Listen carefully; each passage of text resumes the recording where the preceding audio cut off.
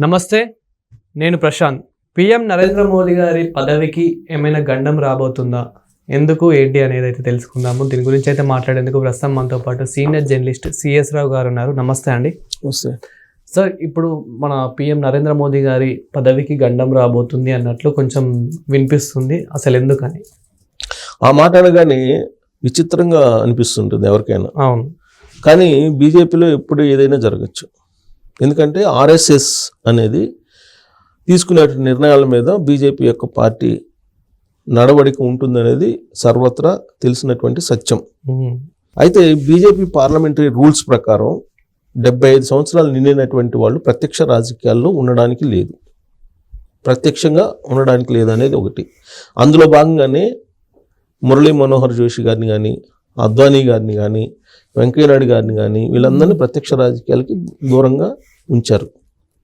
ఉంచింది కూడా ఎవరు? ప్రస్తుతం బీజేపీ ఎవరు ఆధ్వర్యంలో ఉంది? నరేంద్ర మోడీ గారు, అమిత్ షా గారి ఆధ్వర్యంలో ఉన్నటువంటి బీజేపీ. అది ఆర్ఎస్ఎస్లో కానీ లేదంటే బీజేపీలో కానీ ఉండేటువంటి మ్యాండేటరీ. అది 75+ అనేది సెప్టెంబర్ నాటికి నరేంద్ర మోడీ గారికి 75+లోకి వచ్చేస్తారు. కాబట్టి స్వచ్ఛందంగా ఆయన తప్పుకుంటారు అనేది ఒకటి. రెండు, ఆర్ఎస్ఎస్ చీఫ్ మోహన్ భగవత్ గారు ఉన్నారు, ఆయన కూడా 70+లోకి వెళ్ళిపోతారు. ఆయన అక్టోబర్లో వెళ్తారు, అక్టోబరు ఆగస్టు సంథింగ్, ఒక నెల అటు. నరేంద్ర మోడీ గారు ఈయన ఒక నెల అటు ఇటుగా, ఇద్దరికి 75+ అవుతుంది. సో కాబట్టి వీళ్ళిద్దరూ పారే అవకాశం ఉంది, దాన్ని బేస్ చేసుకుంటే అనేది ఒక వాదన వినిపిస్తుంది బీజేపీలో కానీ ఆర్ఎస్ఎస్లో కానీ అంతర్గతంగా. అయితే నరేంద్ర మోడీ గారి విషయంలో ఇది జరగకపోవచ్చు. కాకపోతే పార్లమెంటరీ బోర్డు దాన్ని మార్చేసుకుంటారు, పార్లమెంటరీ బోర్డు తీర్మానాలని మార్చేసుకుంటారు, అది ఆయన చేతిలో ఉంది. మిగతా వాళ్ళతోటి కంపారిజన్ కాదు నరేంద్ర మోడీ గారికి అనేది అంటూ ఉన్నారు. కానీ ఆర్ఎస్ఎస్ కానీ బీజేపీ కానీ క్రమశిక్షణకి మారిపోయారు. Rule is rule for all అనేది ఒకటి ఉంటుంది. ఆర్ఎస్ఎస్ కూడా అలానే ఉంటుంది. ఇప్పుడు ఆర్ఎస్ఎస్ హెడ్ క్వార్టర్స్ని నరేంద్ర మోడీ గారిని సందర్శించారు ఆదివారం రోజున. సందర్శించి ఆయన ఒక సందేశం ఇచ్చారు ఆర్ఎస్ఎస్ గురించి. ఆర్ఎస్ఎస్ అనేది ప్రాచీన సంస్కృతి సాంప్రదాయాలు, ఆధునిక సమాజానికి ఒక వటవృక్షం లాంటిది. దాని యొక్క విలువ అనేది మనం వెలగట్టలేము. స్వయం సేవక్ సంఘ్ అంటే సేవ చేయడానికి పుట్టినటువంటి ఒక సంస్థ అది అని చెప్పి ఆయన చెప్పారు. చెప్తూ దానికి అక్కడే ఆ హెడ్ క్వార్టర్స్ని సందర్శించిన సందర్భంగా దాదాపు 25,000 కోట్ల రూపాయల విలువైన పనులు కూడా ప్రారంభించారు. అఫీషియల్ టూర్ అదంతా నడిచింది. అదే సమయంలో శివసేన ఏం చెప్పిందంటే, శివసేన నాయకుడు సంజయ్ రౌత్ నరేంద్ర మోడీ గారికి పదవీ గండం ఉంది, సెప్టెంబర్లో ఆయన టైం అయిపోతుంది, 75 years. కాబట్టి ఆయన మారేటువంటి అవకాశం ఉంది. ఎందుకని మారుతున్నారు ఏంటంటే, ఆర్ఎస్ఎస్ అతని పనితీరు పట్ల అసంతృప్తిగా ఉంది. కాబట్టి ఆర్ఎస్ఎస్ మ్యాండేటరీ, బీజేపీ మ్యాండేటరీ. కాబట్టి నరేంద్ర మోడీ గారు సెప్టెంబర్ తర్వాత మనకు ప్రధానమంత్రిగా ఉంటారు, ఆయన వారసుడు వచ్చేటువంటి అవకాశం ఉంది అనేది ఆయన చెప్తున్నటువంటి మాట. ఆయనే కాదు, దేశవ్యాప్తంగా కూడా అనేక సందర్భాల్లో ఇలాంటి ప్రస్తావన వచ్చింది. అవునండి, ఇప్పటికి కూడా చాలా మందికి డౌట్, నరేంద్ర మోదీ గారు కాకపోతే పిఎం ఇంకెవరు అని చెప్పేసి అయితే చాలా మందికి డౌట్. ఆ లిస్టులో చాలా మంది ఉన్నారు. ఆ లిస్టులో ఏంది, యోగి ఆదిత్యనాథ్ గారు వారసుడు అని చెప్పి అంటున్నారు. నరేంద్ర మోడీ గారు ప్రధానమంత్రి 75+ అయిపోతుంది కాబట్టి నెక్స్ట్ యోగి ఆదిత్యనాథ్ అని చెప్పేసి ఒకటి చాలా కాలంగా వినిపిస్తుంది, ఉత్తరప్రదేశ్ సీఎం. లేదు, ఇప్పుడు కేంద్ర క్యాబినెట్లో ఉన్నటువంటి గడ్కరీ సీనియర్, ఆర్ఎస్ఎస్కి అత్యంత ఇష్టమైనటువంటి లీడరు, ఆర్ఎస్ఎస్ బ్యాక్గ్రౌండ్ నుంచి వచ్చినటువంటి లీడరు. కాబట్టి ఆర్ఎస్ఎస్ ఇంట్రెస్ట్ గడ్కరీ మీద ఉండొచ్చు, గడ్కరీ గారి మీద ఉండొచ్చు. గడ్కరీ ప్రధానమంత్రి అయ్యేటువంటి అవకాశాలు కూడా లేకపోలేదు నెక్స్ట్ ఎలక్షన్కి. కాకపోతే ఎలక్షన్ నాటికి యోగి ఆదిత్యనాథ్ గారిని ప్రధానమంత్రి అభ్యర్థిగా ప్రకటించేసి ఎలక్షన్ క్యాంపెయిన్కి వెళ్ళొచ్చు. లేదా గడ్కరీ గారు ఆల్రెడీ గడ్కరీ గారికి నరేంద్ర మోడీ గారికి మధ్యలో కొంత గ్యాప్ ఉంది, అది అనేక సందర్భాల్లో మనం చూసాం, అనేక వేదికల మీద కూడా మనం చూసాం. లేదు, రాజ్నాథ్ సింగ్ గారు, ఆయన పేరు కూడా వినిపిస్తుంది. ప్రధానమంత్రి అభ్యర్థులుగా అర్హత ఉన్నటువంటి వాళ్ళు బీజేపీలో చాలామంది ఉన్నారు. Plus RSS already plan B అనేది ఎప్పుడో రెడీ చేసుకుని ఉంటారు. వాళ్ళేమి రెడీ చేసుకోకుండా ఉండరు. ఎందుకంటే ఆల్రెడీ ఆర్ఎస్ఎస్కి ఒక విజన్ ఉంటుంది, దాని ప్రకారం తీసుకెళ్ళిపోతున్నారు, దాని ప్రకారం డ్రైవ్ చేస్తున్నారు బీజేపీని. సో కాంగ్రెస్ అడుగులు ఏ విధంగా అయిపోతుంది, కాంగ్రెస్కు ప్రతిగా ఏ విధంగా అడుగులు వేయాలనేది ఆర్ఎస్ఎస్ చాలా క్లియర్గా ఉంటుంది. ఈ మధ్యకాలంలో జరిగిన ఢిల్లీ ఎలక్షన్లో కూడా కీలక పాత్ర పోషించింది ఆర్ఎస్ఎస్.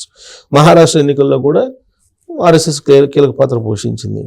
అంటే బీజేపీకి సంబంధించిన నాయకులు మనకు కనిపిస్తున్నటువంటి వాళ్ళందరూ ఆల్మోస్ట్ ఆర్ఎస్ఎస్ అడుగులోనే నడుస్తూ ఉంటారు.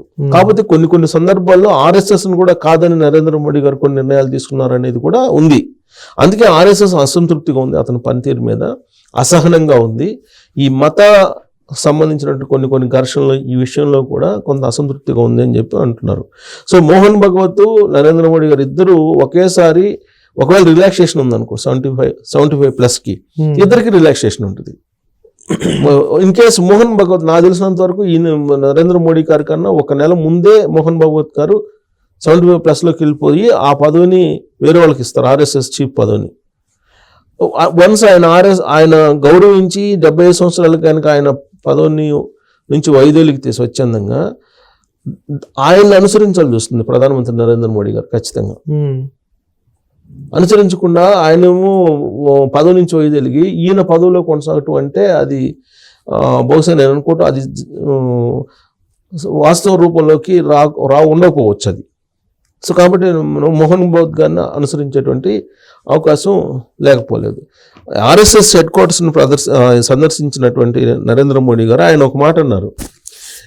ఆయన ఆర్ఎస్ఎస్ సంబంధించినటువంటి ప్రథమ ద్వితీయ సంఘచాలకులు హెడ్గేవారు,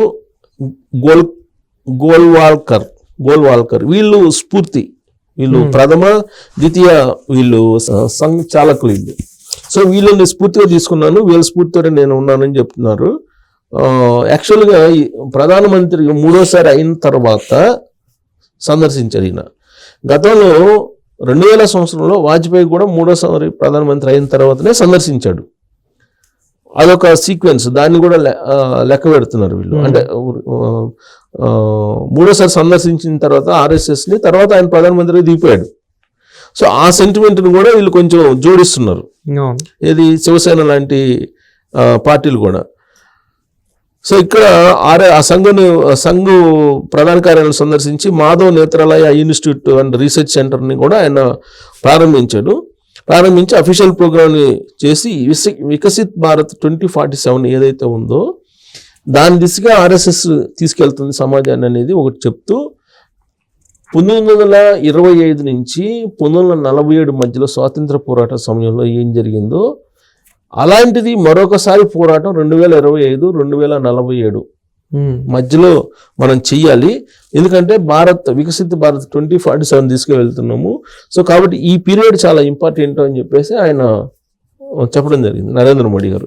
సరే ఇవన్నీ ఆర్ఎస్ఎస్ గురించి చెప్తూ ఉంటారు ఆయన. కానీ ఇప్పుడు 3వ విజిట్ చేయటం ఇది ఒక సెంటిమెంటు, ప్లస్ 75+ అనేది ఇంకొకటి మ్యాండేటరీ వాళ్ళది పార్లమెంటరీ బోర్డు తీర్మానం, శివసేన సంజయ్ రౌత్ చెప్తున్న దాన్ని ఇవన్నింటి కనుక మనం ఒక చోట చేసుకొని అవలోకనం చేసుకుంటే కనుక నరేంద్ర మోడీ గారు సెప్టెంబర్ తర్వాత ప్రధానమంత్రిగా కొనసాగుతారా లేదా అనేటువంటి ఓ సందేహం అయితే రాజకీయ వర్గాల్లో వినిపిస్తుంది. మనం కూడా అలాంటి సందేహాన్ని మనం ఉంచుకోవడానికి అవకాశం ఉంది. ఎందుకంటే బీజేపీ అనేది ఎంత పెద్ద వాళ్ళని పక్కన పెట్టేస్తుంది, మ్యాండేటరీ అనేది ఇంపార్టెంట్ వాళ్ళకి. సో కాబట్టి నరేంద్ర మోడీ గారు వారసుడు ఎవరు ఏంటి అనేది సెప్టెంబర్ లోపలే మనకు తెలిసే అవకాశం ఉంది. ఒకవేళ ఆయన కనుక ఆ తీర్మానం ఏదైతే ఉందో పార్లమెంటరీ బోర్డు తీర్మానం దాన్ని కనుక సవరించకపోతే, లేదా సవరించుకుంటే ఈయన కంటిన్యూ అవుతాడు, లేదా రిలాక్సేషన్ ఇస్తారా నరేంద్ర మోడీ గారి వరకు అని అంటే అది కూడా చూడాలి. ఎందుకంటే ఇప్పుడు బలమైనటువంటి లీడర్గా ఉన్నాడు ఆయన, బలమైన లీడర్గా ఉన్నారు. తర్వాత ప్రపంచవ్యాప్తంగా కూడా ప్రభావితం చేసేటువంటి లీడర్ల జాబితాలో ఉన్నారు. కాబట్టి బహుశా రిలాక్సేషన్ ఇచ్చినా మనం ఆశ్చర్యపోవలసింది. Thank you sir. Thank you.